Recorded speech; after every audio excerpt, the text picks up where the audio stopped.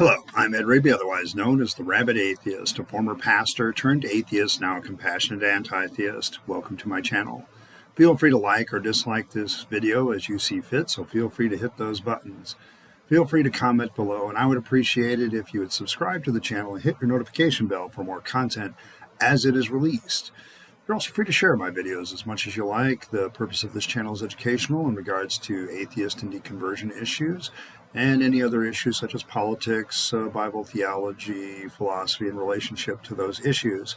I also want to give a shout out to the Rabyd Nation. Thank you for subscribing and thank you for being part of the nation. I appreciate each and every one of you. Today we're going to continue on in our Sunday school, and we've talked about an introduction to Genesis, and we've also looked at Genesis 1 and 2, and today we're going to look at Genesis 3. Now, probably the best way to start Sunday school with these issues is you know which chapters are next, so make sure you read those chapters and come on back and listen. That way we can spend more time talking about the text than anything else. But, if you haven't read Genesis 3, stop the video now and go back and read it. And then when you're done, restart the video. All right. Now, when I look at Genesis 3, there is one pivotal thing that we need to understand about this chapter of the Bible. There is probably no other chapter that has had such a deep influence on the nature of three great monotheistic religions other than this chapter. This chapter is this is where our problems all began, according to the theists that follow one of those monotheistic religions. We cannot underestimate the power of this chapter in the sense of its influence upon theology. It's just, when we talk about what went wrong, according to the theist, this is where they run. This is where they come. This chapter is what causes them to have different viewpoints on what's going on. The theology behind these chapters is pretty intense and pretty big. So what we have is, after God creates man and woman and he puts them in the garden and all this stuff is going on, and the last line we had is the man and his wife were both naked but they were not ashamed. So that kind of sets things up. Now, when it comes to chapter 3, the first question that I want to ask is, who lied? Who really lied here? Because if we go back to chapter 2, God says to Adam, Eve is not present, he says, the Lord God commanded the man, saying, from any tree of the garden you may freely eat, but from the tree of the knowledge of good and evil you shall not eat, for on that day you will eat of it, you will certainly die. Now I want to note the last part, for on the day that you eat from it, you will certainly die. Okay? Now, when we get to the beginning of chapter 3, we have an interesting issue, because we have this character known as the serpent enter into the whole discussion. And the thing about the serpent is it's later Christianity that identifies this person as the devil, this entity as the devil. But that's not what Genesis 3 says the serpent is. It says, now the serpent was more cunning than any animal of the field which the Lord God had made. This is not Satan incarnate. It is not a second rerun. It is not doing something again. This is simply an animal that God made. And the serpent says to the woman, has God really said you shall not eat of the tree of the garden? The woman said to the serpent, from the fruit of the trees of the garden we may eat, but from the fruit of the tree which is in the middle of the garden, God has said, you shall not eat from it or touch it, or you will die. Now, as I've noted last week, Eve would have had to learn this secondhand from her man, Adam. Okay, so she, first of all, gets this thing secondhand. There's also been a change, because God never says you shall not eat from, you should not touch it, but she adds that. It almost makes me wonder if the storyteller is trying to say, and Adam, in his own capacity, may have emphasized the idea that, we should probably just not touch it. And suddenly that becomes what God said. But God never says that a bit in the beginning, that they shouldn't touch it. And then it says, you will die. Now the serpent says to the woman, You certainly will not die, for God knows that on that day you eat from it, your eyes will be open, and you will become like God, knowing good and evil. That's what the serpent says. Now we need to remember what God says. And this is my problem as an atheist, and one of the great problems with this story, and a lot of people pick up on this, is that the serpent didn't lie, but God did. Okay, the character Yahweh in this passage is the one who really lied. Now, when we get to the temptation, verse 6 says, "For the woman saw the tree was good for food, and that it was a delight to the eyes, and the tree was desirable to make one wise. She took some of the fruit and ate it. And she gave also to her husband with her, and he ate. Then both of the eyes of them were open, and they knew they were naked, and they sewed fig leaves together and made themselves waist coverings." Okay, the first thing that didn't happen, is that on that day, "you will surely die," did not take place. They ate of the fruit, and the only immediate consequence is they become aware of their own nakedness, which is a really weird consequence for a problem. I'm not saying that it just seems to me that the biblical writers are always downing on, the showing of the physical human form, but it sure seems like it. Even later, one of the Ten Commandments will get after showing the image of anything that is related to man or beasts of the air or whatever. But what we see here, though, is they didn't die right away, as God had said to them. If anybody told the truth, their eyes did become open, and they did begin to understand good and evil. Because at the end of the chapter 3, God makes that statement, "Behold, the man has become like one of us, knowing good and evil." So, who lied here? The serpent says, "For God knows on the day that you eat of it, your eyes will be opened and you will become like God, knowing good and evil. You certainly will not die," is what he prefaces that with. Well, they didn't die. And the day that they ate of it, they did become like God, knowing good and evil, because God attests to that himself. "Behold, the man has become like one of us, knowing good and evil." Okay, so everything the serpent said was true. Everything nearly that God said is false. Who really lied? This becomes a very interesting thing when you consider the character of Yahweh. Because here's this massive consequence that's dealt out to Adam and Eve in the story, and it's actually the serpent that didn't do anything wrong. He just tells it like it is. And yet the serpent ends up with a pretty hefty consequence later too. Now, the funny thing about this whole thing is the whole issue becomes one of spiritual vulnerability or nakedness. And a long time ago in a galaxy far, far away, I wrote a series of things on my old blog, All Things Rabyd, called The Bible and Nakedness. And what I discovered is that the Bible doesn't really have this idea that nakedness is so much shame because of sexuality, so much as it is more of a spiritual vulnerability. I would stand by that observation of that's how the Bible teaches about nakedness.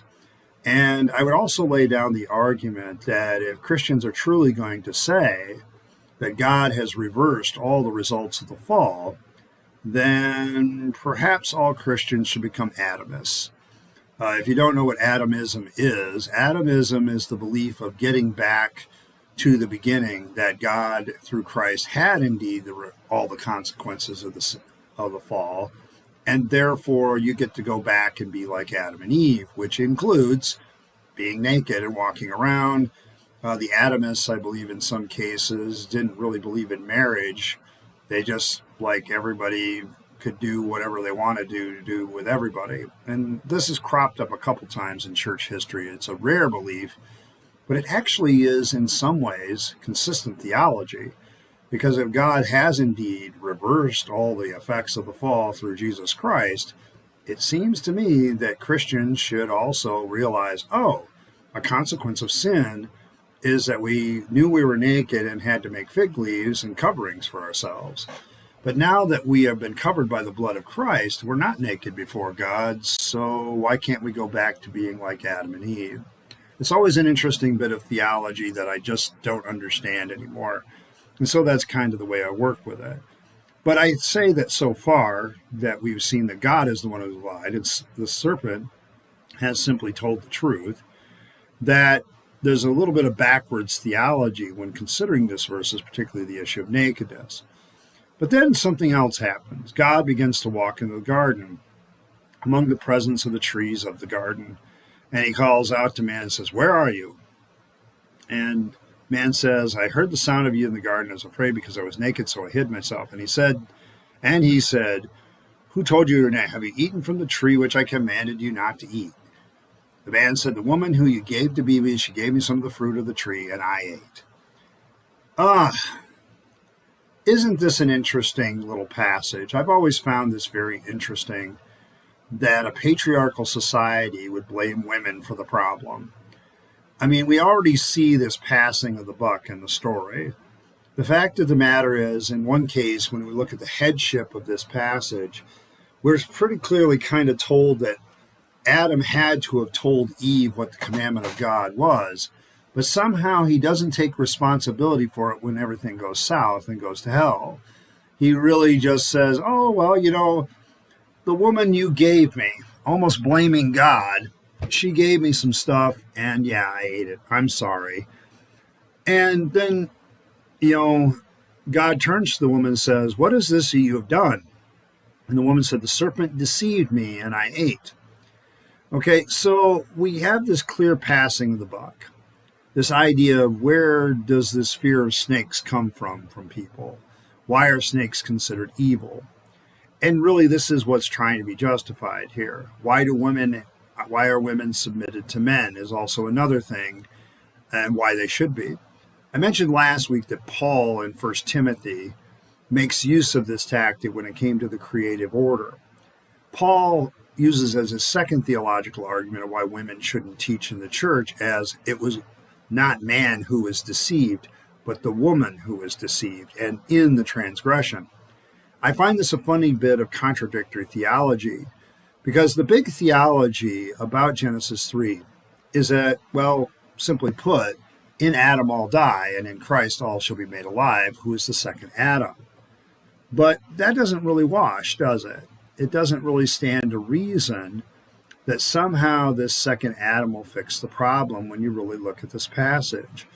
You have basically Paul saying in one breath that it's the reason women are the ones that are subjective is because they were the ones in the transgression and they were created second. But then they're going to turn around and make Adam completely responsible for the sin. This seems to be a little bit contradictory.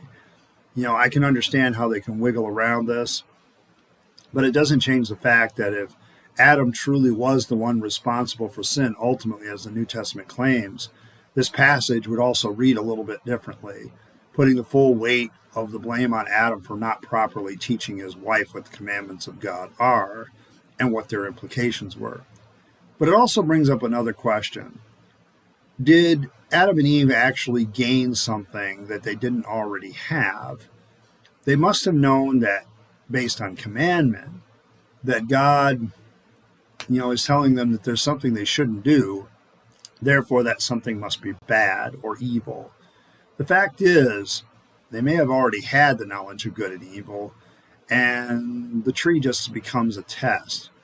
Now, I question the morality of God in this question. I question the morality of any creator-parent type character who basically puts an open bottle of bleach with cups in the middle of the garden, because that's what the knowledge of good and evil is.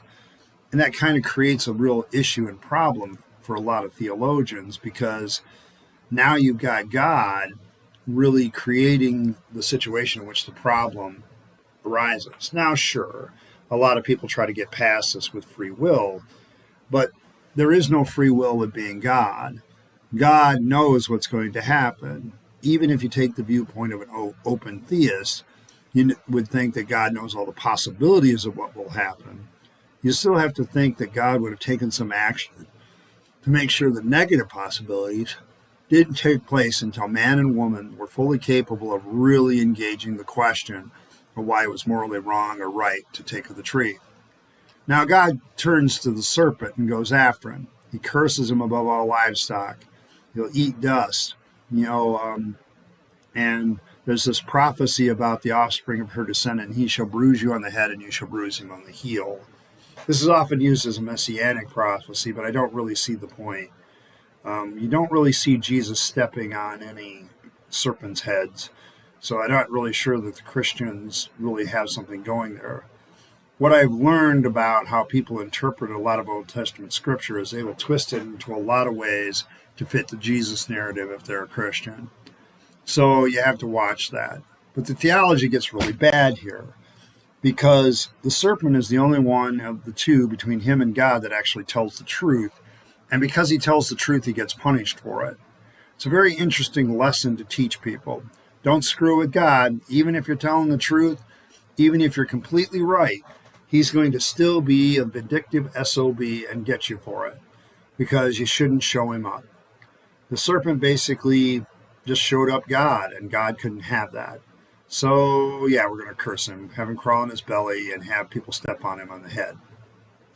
He then turns to the woman. He says, I will greatly multiply your pain in childbirth. In pain you shall deliver children, and yet your desire will be for your husband, and he shall rule over you.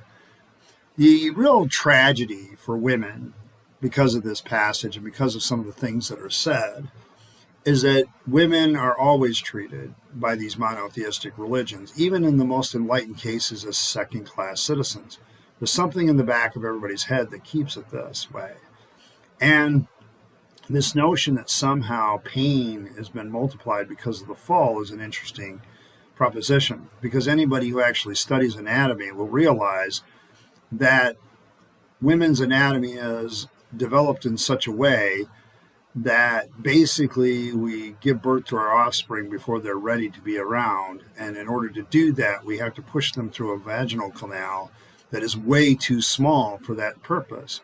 But the baby has to grow to a certain point to survive, and yet at the same time, the woman is simply not ready or not big enough to handle that problem. And so she ends up having more pain, and that's where the pain comes from. But these ancient superstitious people wanted to create something that not only puts women in a very bad light, because the whole thing becomes the basis for some of the rest of the law, where menstruation is heavily regulated, where a woman is put into certain positions where she has no authority over her in life. Your husband will rule over you is taken to the nth extreme, which basically says that men will rule over you. I can't tell you how many times I felt that this passage was being abused by people, by preachers and non-preachers alike, to be a bunch of overbearing dicks to women or their wives. And quite frankly, one of the things that I am glad to leave behind is this biblically encouraged sexism, because it's all through the Bible, and I'm just glad to be over with it. It seems to me what a man should want, if he's really smart, is an equal partner that works with him together hand in hand, and they both have the same goals and objectives. That, to me, is a better way. I was listening to a young lady on the Harmonic Atheist. I can't remember her name at the moment, but I'll post the link to the video above my head, where she talks about this very fact that we need to move from a hierarchical family structure to a more partnership structure where both people are considered equal and both have an equal say on what goes on. So that's something that I'm very glad to leave behind, because of departing from any kind of belief that this passage is real. But open, blatant sexism actually starts in verse 16, and it just gets worse. Now, there is a curse for Adam, because he says, and get the reason, because you have listened to the voice of your wife and eaten the tree from which I commanded you, you should not eat from it. That's God's rationale. That somehow, because he listened to his wife instead of being the head honcho, like Paul seems to indicate that, creative order means something, and the fact that the woman was deceived in 1 Timothy means that women shouldn't be in authority over men. And that's kind of being pushed here as well. You've listened to the voice of your wife, and that was not a good idea. So God curses the ground, gives him hard labor, makes weeds and thistles. You will die. You will return to the ground, because you were taken for your dust, and dust you shall return. Here's the thing.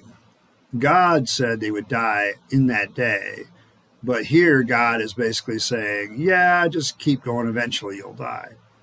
Now, something gets done at the end that's often misinterpreted because, the man and his wife named his wife Eve, and she becomes the mother of all living. But verse 21 is interesting. Then God made garments of skin for Adam and his wife and clothed them. Now, this becomes the basis for a lot of things later. But the one thing that you can't really say about it is that God killed animals, because it doesn't say that. So what you have with this whole idea is that somehow God puts a covering over Adam and Eve to cover the shame of their nakedness. The problem with it, of course, is you don't really have any evidence that there was any shame in the first place. I mean, because let's be honest, there's absolutely no historical evidence that this is even a true story. This is taking from several myths, cobbling it together, and making it your own in the Yahweh source. So, yeah, I'm just not seeing it. The end of the book the chapter is really weird too, because God all of a sudden gets very, very concerned that these people, these two creations of his, will take hold of the tree of life and live forever. Which makes it really weird. They weren't created to be immortal in the first place, but they could gain immortality by taking of the tree of life. And now God doesn't want them to touch it. Well, why not? Why is it that God becomes suddenly jealous and guarding of the tree of life and live forever? Just because they ate a fruit that he told them not to. Oh yeah, fuck you. You get to live in crap for the rest of your life, and you know what, I'm not going to even let you live forever like I originally intended. It seems like a dick move, and quite frankly overbearing and a little bit overkill as far as the justice is concerned. They just ate some fruit from a tree. They didn't really actually harm anybody except maybe God's massive ego. So God says, hey, they become like one of us. Before he takes of the tree of life and live forever, let's kick them out. So God casts him out of the garden even to cultivate the ground from where it was taken. So he drove the man out from the east of the Garden of Eden and stationed a cherubim and a flaming sword, which turned every direction to guard the way to the tree of life. And so God cuts us off from living forever just because we didn't kiss his butt and not eat of a tree. Like literally, the sin is eating of the tree. Not killing somebody, not raping somebody, not stealing from somebody. Oh no. You just picked off a fruit you're not supposed to and took a bite. And somehow that condemns not only you, but everybody else of eternal sin and original sin in a lot of cases. Now, not all denominations believe in original sin. But the one thing that you can say about this is that God really closes down the discussion about whose fault it is. And now Adam and Eve and the succeeding generations are going to get blamed for the problems in this world, and particularly poor Mama Eve there. Now, quite frankly, I've looked at this story in a lot of different ways, and I actually now admire the hell out of the character Eve. Because on the one hand, she goes forward with what knowledge she has, and apparently God nor Adam really were great instructors in telling her what she should do. And so she went out and did something on her own to gain knowledge to deal with a hostile world that she was living in. And because of that simple fact, because she listened and tried to do more and learn more, she's condemned. Isn't this very typically religious? Don't go after that forbidden knowledge. Don't read that book. Don't do this book. Don't get that knowledge. Don't get that knowledge. It reads like any church I've been a part of as a pastor, where they had these long list of rules, and almost invariably there's some sort of, looking at questionable sites on the internet or doing this other stuff. Don't do that stuff because that's against our rules. And this is where it becomes really problematic to me, because now we're imposing a whole bunch of stupid rules simply because we're trying to stroke God's ego, because somehow God is overly concerned with who we sleep with and how, and he's very, very concerned with how we dress. Even though in this passage it doesn't really indicate that being naked was necessarily bad, other than their knowledge of good and evil was coupled with it. It seems like a strange combination, because I'm going to tell you right now, I've seen a lot of people do a lot of things, and I just don't get the story here. It never has sat with me well, because God punishes the serpent simply for telling the truth, punishes Eve for just being curious, and punishes Adam for just going along with it. Now, yeah, we're not dealing with a bunch of star moralists here, but the fact of the matter is, if God didn't have stupid rules like don't touch a tree, you wouldn't have sin in the first place. Even Paul points that out, that without the knowledge of the law, there is no sin. And it's a big part of his theology. Well, this is pre-law. This is before the law even fell. And so there is that aspect to it. Now, the one thing about this chapter, of course, is the original sin question, or the how we're all sinners in the hands of an angry God, or whatever way you want to talk about it, totally depraved, partially depraved, it doesn't matter to me. The point is that this chapter is used as a definition of how sin is to be handled, what are we looking for when we're talking about sin, and so on and so forth. This all becomes the backdrop, every piece of theology that'll come out of the Bible from then on. You have to give credit where credit's due. This chapter has had an incredible influence on Christian theologians and other theologians as well, excuse me, in regards to the truth. So, once again, we are dealing with a text that seeks to blame rather than solve the problem. We are going to blame the serpent, we're going to blame Mama Eve, and we're going to blame our inability to keep our mouth shut as men and do what we're told by God. This becomes a vicious cycle that nobody can win. I mean, literally, they get in trouble for eating fruit. And quite frankly, a death sentence for eating fruit is just stupid. God could have let it go and say, but his ego always seems to have to be stroked. And that's just the way he is. Well, I'm going to thank you for stopping by. This has been Genesis 3 of the Rabyd Atheist Teaches Sunday School. I want to thank you for being a part of it. Appreciate all of you, and, just be welcome if you're new to the channel. I want to also point out that you can like, share, and subscribe to this video to help me out. And plus, it would also be nice if you follow me on Facebook as well, because it also helps that part of it. And, this week will be Rabyd Atheist Teaches Sunday School next week again, although once again, I may not be a part of it directly as the premiere comes out, because I am more concerned about getting off to a good start in my new job. So once again, thank you for stopping by. Appreciate every like, share, subscribe. Follow me on Facebook, and if you want to support the channel, you can do that through PayPal and Patreon. The links are in the description. And once again, I hope to convince you to be a rabid atheist like myself. In the meantime, this is Ed Rabyd, also known as the Rabyd Atheist, signing off and wishing you a good day.